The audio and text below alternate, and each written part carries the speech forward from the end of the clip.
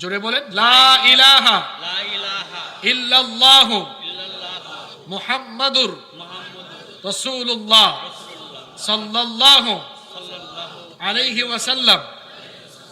বলেন, বাংলায় বলেন, আল্লাহ ছাড়া কোনো মাবুদ নাই। মাশাআল্লাহ, অর্থ জানা দেখছেন। আল্লাহ ছাড়া কোনো মাবুদ নাই, হযরত মুহাম্মদ সাল্লাল্লাহু আলাইহি ওয়াসাল্লাম তার প্রেরিত রাসূল।